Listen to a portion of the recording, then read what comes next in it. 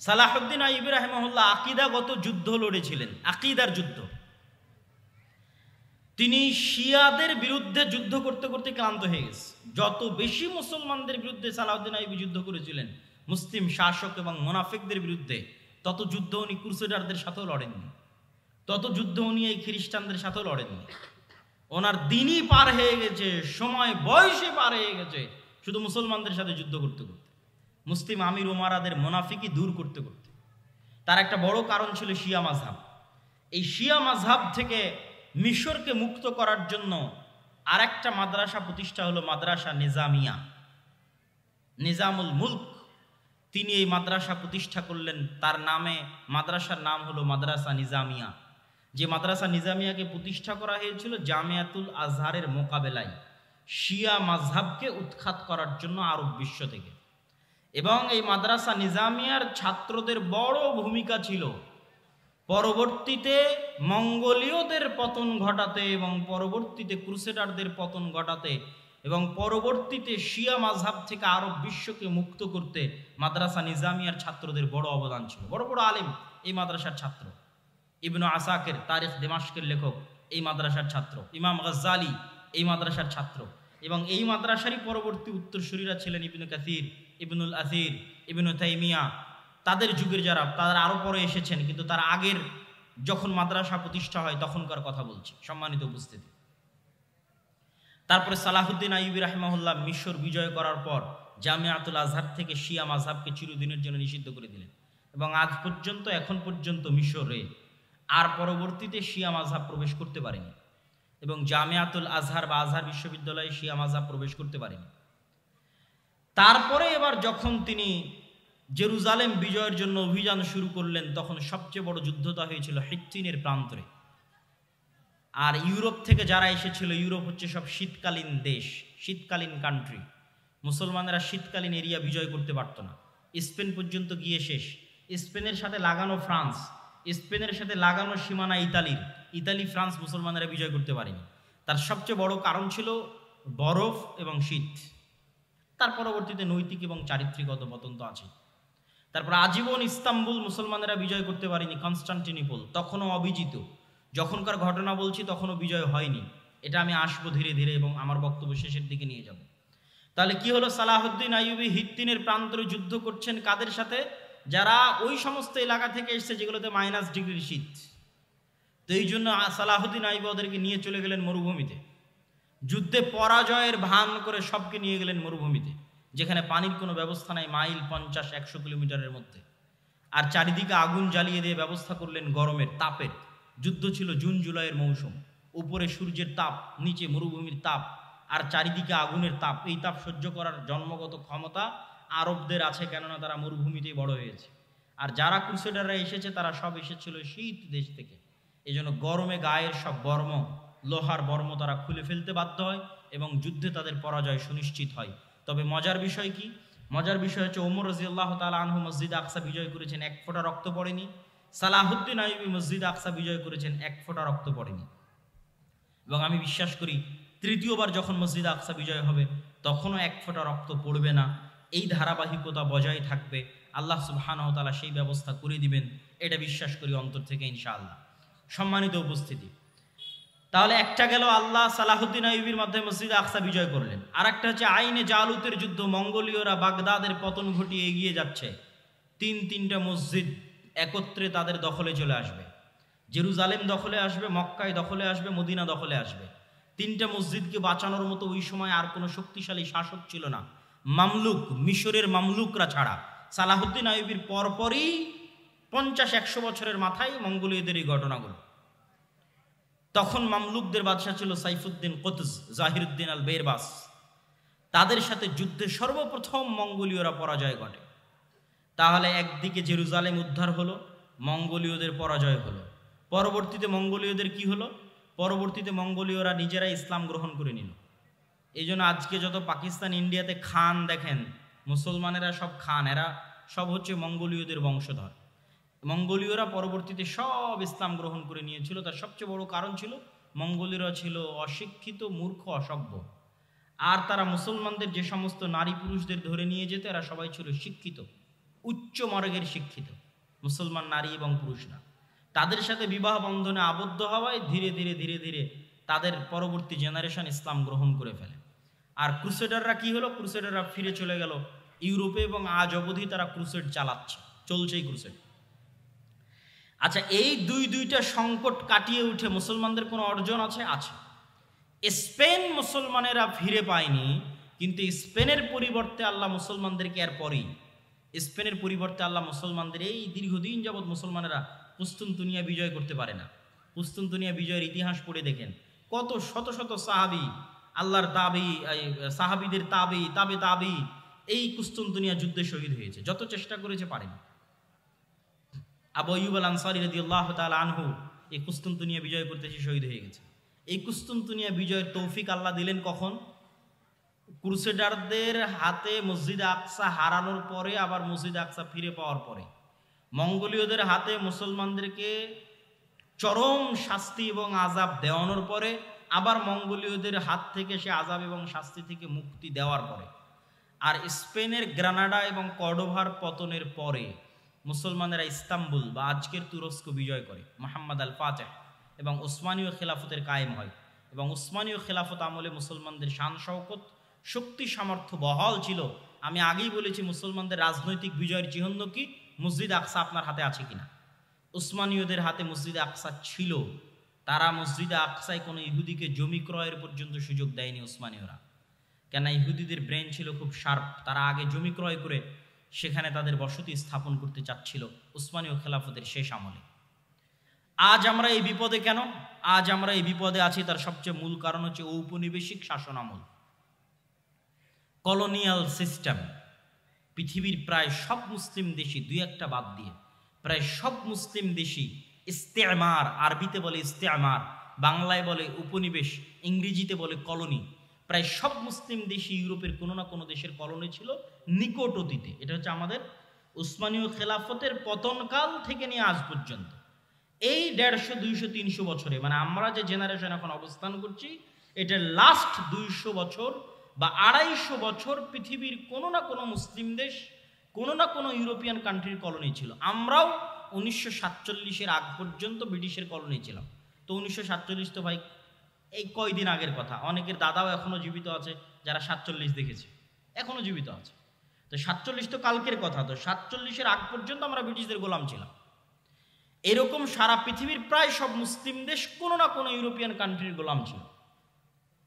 এবং এর উপর আমার লম্বা বিস্তারিত আলোচনা আমি গতকাল করেছি। এই গোলামির নিজাম থেকে ওই ব্রিটিশরা যেমন পুরো ভারতকে 3 ভাগে ভাগ করে দিল, বাংলাদেশ, পাকিস্তান এবং ইন্ডিয়া, ঠিক ওই ব্রিটিশরা যখন তাদের আরবে কলোনি ছিল তখন তারা আরবকে এমনভাবে ভেঙে চূর্ণ বিচূর্ণ করে দিল।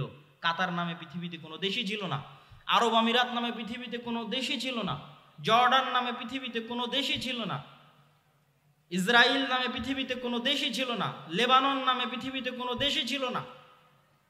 ঠিক তেমনি বাংলাদেশ বা পাকিস্তান নামে পৃথিবীতে কোনো দেশ ছিল না। এগুলো সব ওই যে ইস্তেমার, কলোনিয়াল সিস্টেম।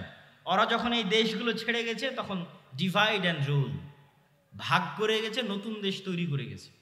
তো ওই শাম সিরিয়াকে জর্ডানে ভাগ করেছে, লেবাননে ভাগ করেছে, একটু দিয়েছে জর্ডান, একটু দিয়েছে লেবানন, একটু দিয়েছে কাতার, একটু দিয়েছে আরব আমিরাত, একটু দিয়েছে বাহরাইন, একটু একটু করে দিয়ে ওর মধ্যে থেকে ইসরায়েল বের করেছে। ওর মধ্যে থেকে অল্প একটু জায়গা বের করেছে ইসরায়েলের জন্য, অনেক দীর্ঘদিনের সুপরিকল্পনার ফসল এবং মুসলমানদের অধপতনের ফসল, মুসলমানদের উপর আল্লাহর আযাব এবং গজবের যে আলামত সেটার প্রমাণ। আর এই আযাব এবং গজব থেকে উদ্ধার হওয়া সম্ভব নয় আমল এবং ইমানে পরিবর্তন ছাড়া। আমল এবং ইমানে পরিবর্তন ছাড়া সম্ভব নয়। আমি আপনাকে চ্যালেঞ্জ দিয়ে বলতে পারি, যেই ইহুদিরা ইসরায়েলে আছে তারা তাদের ধর্ম পালনে, আপনারা আপনাদের ধর্ম পালনে যতটুকু অ্যাক্টিভ তার চেয়ে বেশি অ্যাক্টিভ। কথা মনে হয় আমার বুঝতে পারেননি। আপনাদের কতজনের মুখে দাঁড়িয়ে আছে, আর ইহুদি একটা পল্লী মহল্লায় গিয়ে দেখবেন ওদের কতজনের মুখে দাঁড়িয়ে আছে।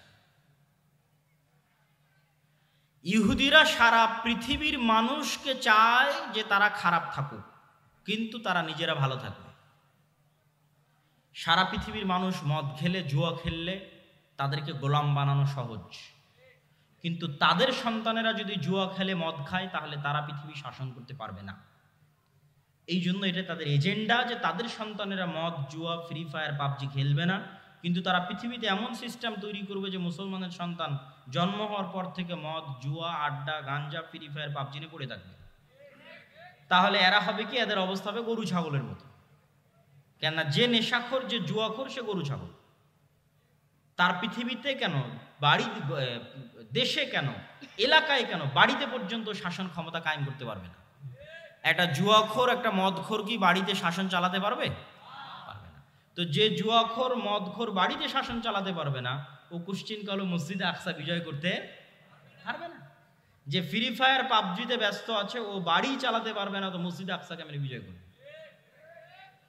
তো কিন্তু ইহুদিরা তাদের সন্তানকে জন্মের পর থেকে বলবে পড়ো, পড়ো, পড়ো, পড়ো, জ্ঞান অর্জন করো, বড় হও, পৃথিবী শাসন করতে হবে, অস্ত্র বানাও, জ্ঞান বিজ্ঞান নিয়ে ব্যস্ত থাকো, আর গোটা আরব বিশ্বকে ব্যস্ত রাখো পর্যটন আর বিনোদনে, দুবাই আর কাতারকে ব্যস্ত রাখো ফুটবল বিশ্বকাপে, আর ফুটবল বিশ্বকাপ আয়োজন করা আর এগুলো খেলাধুলা নিয়ে পড়ে থাকা যদি খুবই ভালো হতো, তাহলে ইসরায়েলই আগে থাকতো। কথা বুঝতে পেরেছেন? ইসরায়েল কিসে সবার আগে? অস্ত্র বানাও, অস্ত্র কিনো, এটাতে সবার আগে, জ্ঞান বিজ্ঞানে সবার আগে। আর ওর পাশের যে মুসলিম দেশগুলো আছে, ওরা কিসে আগে? ওরা হচ্ছে পর্যটনের জন্য বানাও, বিনোদনের জন্য বানাও, টাকা অঢেল, কিন্তু সব খরচ করছে পর্যটন বিনোদনে। এই জন্য আল্লাহর গজব আরো কন্টিনিউ হচ্ছে, আরো দীর্ঘস্থায়ী হচ্ছে। এই গজব থেকে মুসলমানদের বের হতে হলে দ্বীনে ফিরে আসতে হবে। মুসলমানদের সবচেয়ে বড় শক্তির জায়গা হচ্ছে তাদের দ্বীন, তাদের আকীদা, তাদের বিশ্বাস।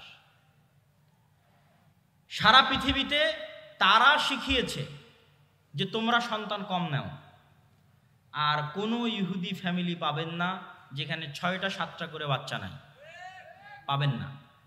আপনি নিজে আজকে তদন্ত করতে পারেন, কেন এরা পৃথিবীর খুবই রহস্য ঘেরা একটা জাতি। এদের বিষয়ে কোনো তথ্য পাবেন না, এদের বিষয়ে গবেষণা করতে গেলে আপনি দেখা যাচ্ছে আউট হয়ে যাবেন পৃথিবী থেকে। অত্যন্ত রহস্য ঘেরা একটা জাতি, অনেক অল্প সংখ্যক।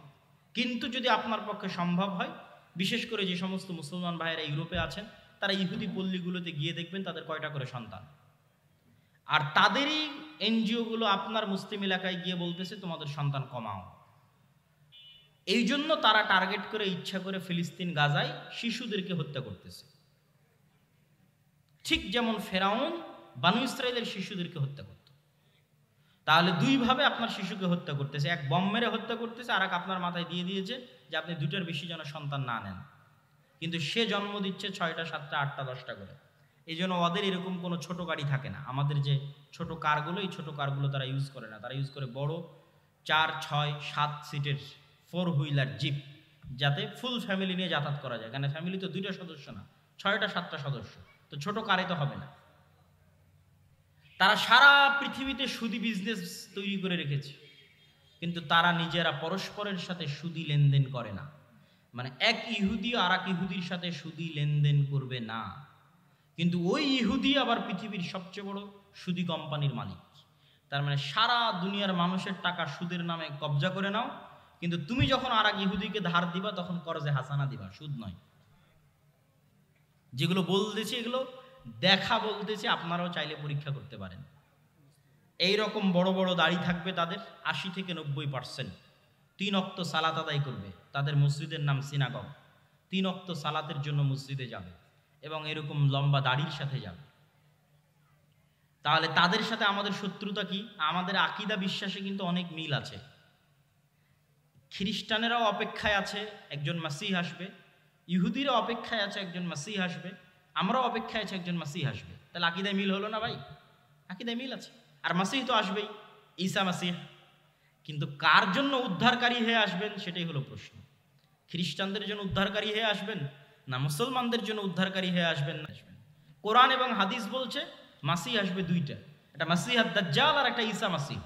মাসিহ আদ-দাজ্জাল হবে ইহুদিদের উদ্ধারকারী, আর ঈসা আলাইহিস সালাতু ওয়াস সালাম হবেন মুসলমানদের উদ্ধারকারী। সম্মানিত উপস্থিতি, এরকম আকীদা বিশ্বাসে আরো মিল আছে। তারাও এক, পৃথিবীতে এক আল্লাহর ইবাদত করে, মানে আল্লাহর একত্ববাদে বিশ্বাস করে সামান্যতম হলেও। তাদের মতো শিরক আছে, কিন্তু যেমন আমাদের ব্রেলভী ভাইয়েরা যেমন তাদের মধ্যে শিরক থাকলেও তারা এক আল্লাহ বিশ্বাস করে, এরকম এক আল্লাহ বিশ্বাস করে। দিনের মধ্যে একটা দিন হচ্ছে ইহুদি দিন। ইহুদিরা খ্রিস্টানদের মতো তৃত্ববাদে বিশ্বাস করে না। খ্রিস্টানরা কিন্তু 3টে দিনে বিশ্বাস করে, 3টে রব বা খোদায় বিশ্বাস করে, তারা একটাই বিশ্বাস করে। মুসলমানেরাও একটাই বিশ্বাস করে। তাহলে শত্রুতা কোথায়? শত্রুতা আমাদের পক্ষ থেকে নয়। মুসলমানেরা কোনোদিনই জাতিগতভাবে ইহুদিদের সাথে শত্রুতা করেনি। ওমর রাদিয়াল্লাহু তাআলা আনহুকে খ্রিস্টান পাদ্রীরা জোর করে লিখিয়েছে চুক্তির মধ্যে, যে আপনি লেখেন চুক্তিতে যে জেরুজালেমে আপনি কোনো ইহুদিকে বসবাস করতে দিবেন না। ওমর রাদিয়াল্লাহু তাআলা নিজে থেকে বলেইনি কখনো। ওমর রাদিয়াল্লাহু তাআলা বরং তাদের সাথে এটা বলে রেখেছে যে তোমরা যত কড়া করে বলতেছে, এত কড়া করে তো করা ঠিক হবে না। তারা চাচ্ছিল, পাদ্রীরা চাচ্ছিল যে কোনো ইহুদি যেন আসতেই না পারে, এবং তারা আসতে দিত না। ঈসা আলাইহিস সালাতু ওয়াস সালামের মৃত্যুর পর থেকে নিয়ে ওমর রাদিয়াল্লাহু তাআলা আনহুর মসজিদ আকসা বিজয়ের আগ পর্যন্ত খ্রিস্টানরা কোনো ইহুদিকে জেরুজালেমে প্রবেশ করতে দিত না। তো ওমর রাদিয়াল্লাহু তাআলা বলছে, এত বড় অমানবিক আইন আমি কিভাবে বাস্তবায়ন করতে পারি? তখন খ্রিস্টানরা বলল, ঠিক আছে, আপনি যদি এত বড় আইনকে অমানবিক বলেন, তাহলে এতটুকু অন্তত আমাদের কনফার্মেশন দেন যে আপনি এই জেরুজালেমে ইহুদিদের স্থায়ী বসবাস করতে দিবেন না। আসুক, আসা মসজিদে আকসা দেখে ঘুরে চলে যাক, তাদের পবিত্র জায়গা যেগুলো আছে সেগুলো দেখে ফেরত চলে যাক। ওমর রাদিয়াল্লাহু তাআলা বলেন, ঠিক আছে। ইহুদিদের সাথে জাতিগত বিদ্বেষ কখনই মুসলমানেরা করে। ইহুদি লেখকরা লিখে গেছে যে তাদের যে পুরো জাতির হিস্ট্রি, এই হিস্ট্রির মধ্যে তাদের সবচেয়ে স্বর্ণযুগ ছিল স্পেন। স্পেনে যখন মুসলমানদের শাসন ছিল, তখন সারা পৃথিবীর নির্যাতিত অত্যাচারিত ইহুদিরা স্পেনে এসে আশ্রয় নিয়েছিল, আর মুসলিম বাদশাহ শাসকরা তাদের আশ্রয় দিয়েছিল, মানবিক কারণে আশ্রয় দিয়েছিল।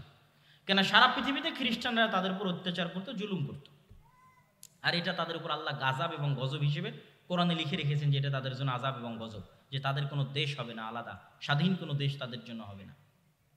তো এই জন্য জাতিগত বিদ্বেষ আপনি মুসলমানদের থেকে পাবেনই না। তাহলে সমস্যা তাদের পক্ষ থেকে, তাদের অন্তরে এটা চরম আকারে সুপারিয়রিটি। পৃথিবীর সবচেয়ে ভয়ঙ্কর দুইটা জাতি সুপারিয়রিটিতে বিশ্বাস করে, একটা হিন্দুদের মধ্যে ব্রাহ্মণ, আর একটা হচ্ছে ইহুদি। চরম আকারের সুপারিয়রিটিতে বিশ্বাস করে যে আমরা ডাইরেক্ট খোদার সন্তান, নাউজুবিল্লাহ, আল্লাহর সন্তান। ব্রাহ্মণেরা বিশ্বাস করে আমরা আল্লাহর মাথা থেকে তৈরি হয়েছি, ওরা বিশ্বাস করে আমরা আল্লাহর সন্তান। পৃথিবীতে আমরা বাদের যারা আছে সব আমাদের গোলাম, সবার বউ আমাদের জন্য হালাল, সবার ছেলে মেয়েকে জবাই করাও আমাদের জন্য হালাল, এটা আমাদের কোনো গুনাহ হবে না। কত রকমের এক্সট্রিম লেভেলের সুপারিয়রিটিতে তারা বিশ্বাস করে। এই সুপারিয়রিটির জায়গায় সবচেয়ে বড় আঘাত, সবচেয়ে বড় ধাক্কা দিয়েছে মুহাম্মদ সাল্লাল্লাহু আলাইহি ওয়াসাল্লাম। কি জন্য? তাদের এই সুপারিয়রিটির দাবির ভিত্তি হচ্ছে তারা ইব্রাহিমের সন্তান, ইসহাকের বংশধর, এটাই দাবির ভিত্তি। তো মুহাম্মদ সাল্লাল্লাহু আলাইহি ওয়াসাল্লাম এসে দাবি করলেন আমি ইব্রাহিমের আর এক সন্তান ইসমাইলের বংশধর। এই জায়গায় হলো বংশগত দিক থেকে সবচেয়ে বড় অ্যাটাক, যে আমরা যেই রক্তের হওয়ার কারণে ফাখর করি, অহংকার করি, গর্ব করি, আল্লাহ শেষ নবী আমাদের বাইরে ওই রক্তের মধ্যে ইব্রাহিমের আর এক সন্তান ইসমাইলের মধ্যে দিয়ে দিলেন, ইসমাইল আলাইহিস সালাতু ওয়াস সালামের মধ্যে। তাহলে তাদের সুপারিয়রিটিতে সবচেয়ে বড় আঘাত হানলেন কে? মুহাম্মদ সাল্লাল্লাহু আলাইহি ওয়াসাল্লাম, যে তোমাদের সুপারিয়রিটি এখন থেকে শেষ, তোমাদের বানু ইসরাইলের জন্য আল্লাহর যা রহমত বরকতের ঘোষণা ছিল সব টোটালি অফ। এখন রহমত এবং বরকত যা হবে সব উম্মতে মুহাম্মাদির জন্য। ইব্রাহিম আলাইহিস সালাতু ওয়াস সালামের সন্তান ইসমাইল, এবং আল্লাহ নবী দোয়া করলেন আল্লাহুম্মা সাল্লি আলা মুহাম্মাদিন ওয়া আলা আলি মুহাম্মাদ কামা সাল্লাইতা আলা ইব্রাহিম ওয়া আলা আলি ইব্রাহিম। হে আল্লাহ, মুহাম্মদ সাল্লাল্লাহু আলাইহি ওয়া সাল্লাম এবং তার পরিবারের উপর ওই রকম রহমত বরকত নাজিল করুন যেমন ইব্রাহিমের পরিবারের উপর নাজিল করেছিলেন। আল্লাহুম্মা আমিন। আমরা দরুদে সেটা পড়ি সব সময়। তাহলে তাদের সুপারিয়রিটিতে সবচেয়ে বড় আঘাত দিলেন মুহাম্মদ সাল্লাল্লাহু আলাইহি ওয়াসাল্লাম। এই জন্য মুহাম্মদ সাল্লাল্লাহু আলাইহি ওয়াসাল্লামকে এইভাবে হত্যার চেষ্টা মক্কার কুরাইশরাও করেনি যেভাবে তারা করেছে, কেন এটা তাদের ইগোতে আঘাত করেছে। আজও তারা বানু ইসমাইলের সন্তানদেরকে হত্যা করতেছে এই একটা কারণেই, যে তাদের সুপারিয়রিটির জন্য সবচেয়ে বড় চ্যালেঞ্জ হচ্ছে ইসলাম এবং মুসলমানরা।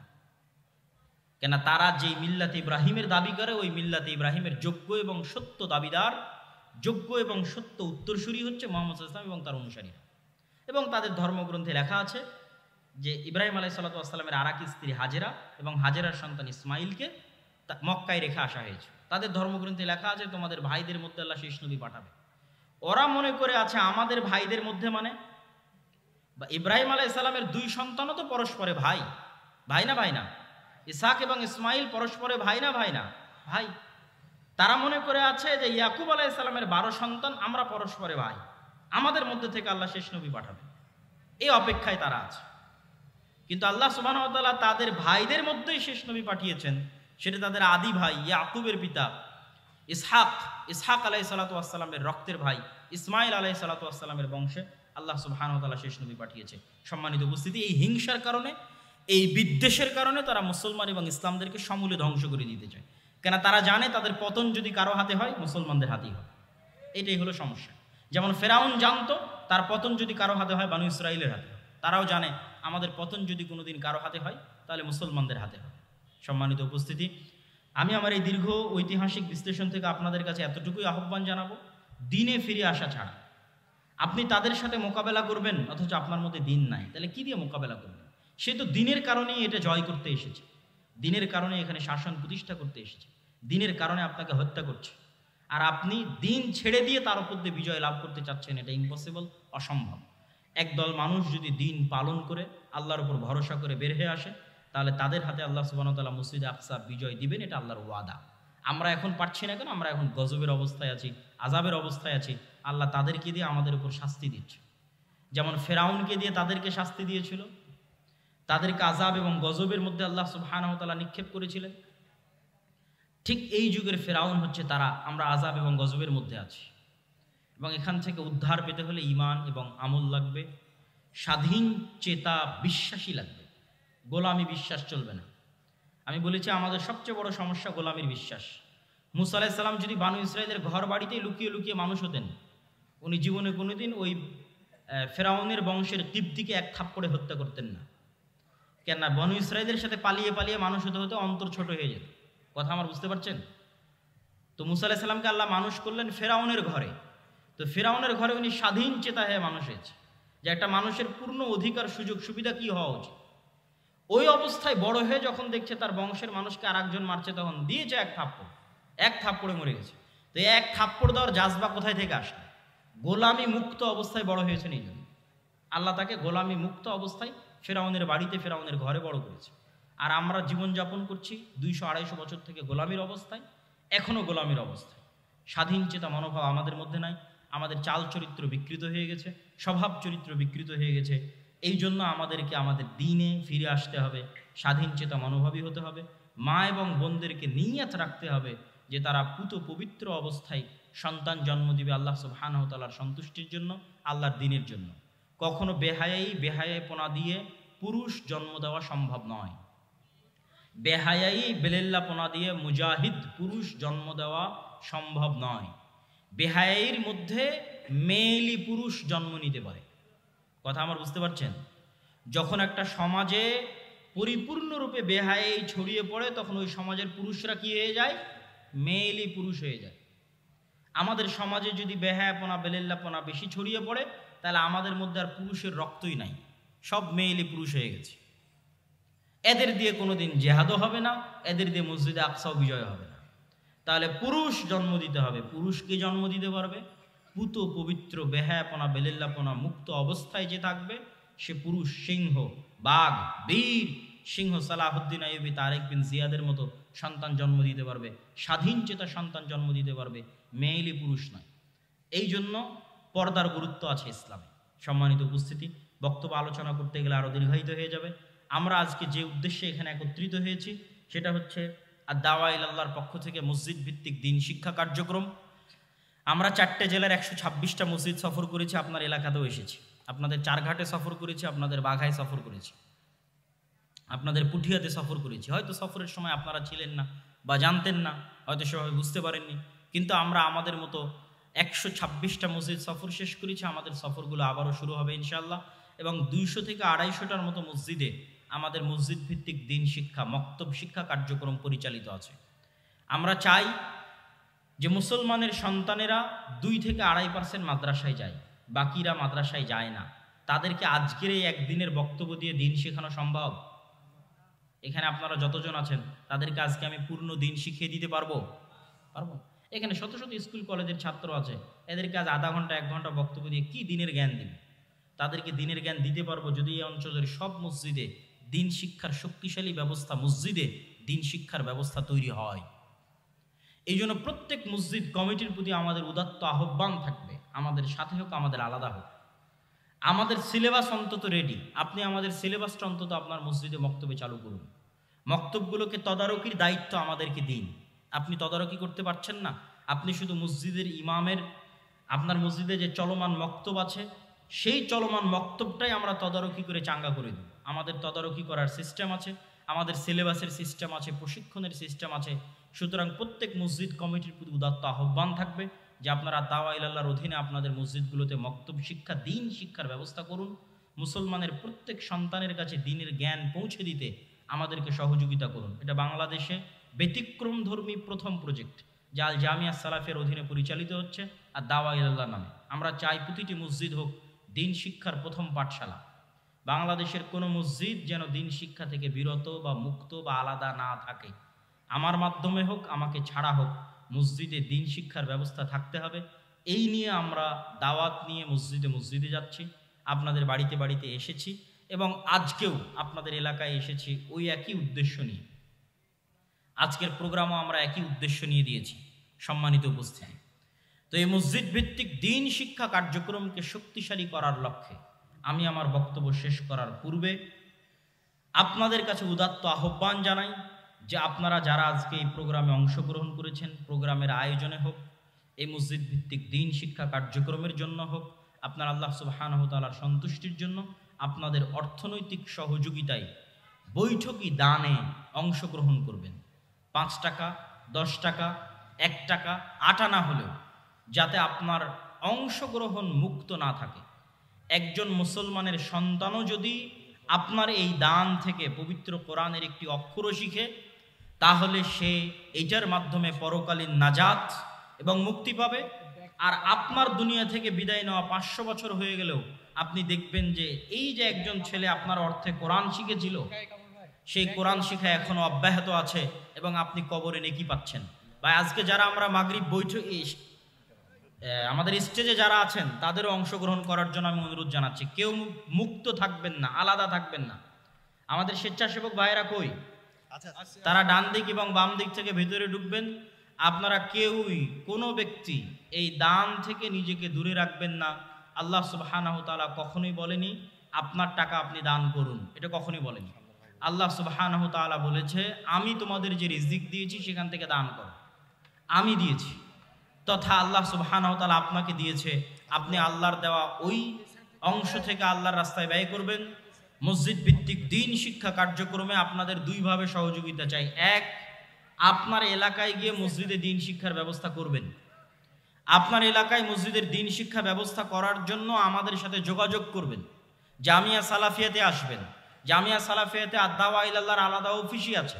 সকাল 8টা থেকে 5টা ওখানে মানুষজন বসে আছে, শুধু কোথায় মক্তব চালু করা যাবে এই জন্য, এই অপেক্ষায় বসে আছে। কোন মক্তবে আমরা সিলেবাস দিয়ে পাঠাবো এই অপেক্ষায় বসে আছে। সুতরাং আপনারা আপনাদের মসজিদগুলোতে মক্তব চালু করুন, চালু করার জন্য উদ্যোগ নিন। চালু থাকলে আমাদের সাথে যোগাযোগ করুন।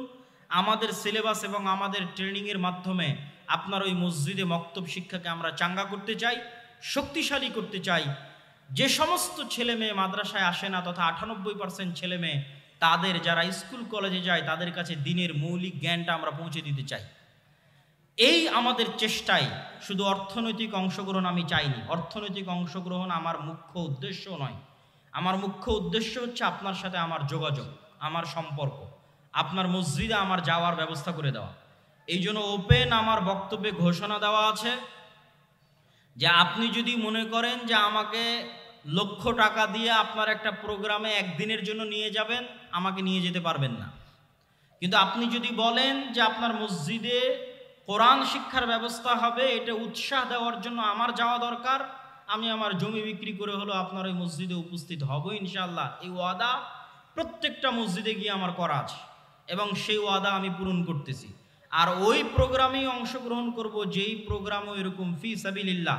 আজকের প্রোগ্রামে যেমন আমরা ফি সাবিলিল্লাহ এসেছি আল্লাহ সুবহানাহু ওয়া তাআলার সন্তুষ্টির জন্য, মসজিদ ভিত্তিক দিন শিক্ষা কার্যক্রমের সচেতনতা তৈরির লক্ষ্যে, এটাকে আরও শক্তিশালী মজবুত করার লক্ষ্যে এসেছি। এই ধারাবাহিকতা আমাদের সামনে আরও বজায় থাকবে এবং অব্যাহত থাকবে। আপনারা দোয়া করবেন যেন আল্লাহ সুবহানাহু ওয়া তাআলা এই উদ্যোগকে কবুল করে। সবাই বলে আল্লাহুম্মা আমিন। কেননা আল্লাহ সুবহানাহু ওয়া তাআলা কবুল না করলে এটা আমাদের জন্য করা কঠিন হয়ে যাবে। আমরা এটাতে সফল হতে পারবো না, কিন্তু আল্লাহ সুবহানাহু ওয়া তাআলা যদি কবুল করে তিনি আমাদের জন্য রাস্তা সহজ করে দিবে। অতএব আমরা আবারও দোয়া করি আল্লাহ সুবহানাহু ওয়া তাআলা আল জামিয়া সালাফিয়ার অধীনে পরিচালিত আর দাওয়া ইলাল্লাহর মাধ্যমে মসজিদ ভিত্তিক দ্বীন শিক্ষার এই কার্যক্রমকে কবুল করুন, আল্লাহুম্মা আমিন।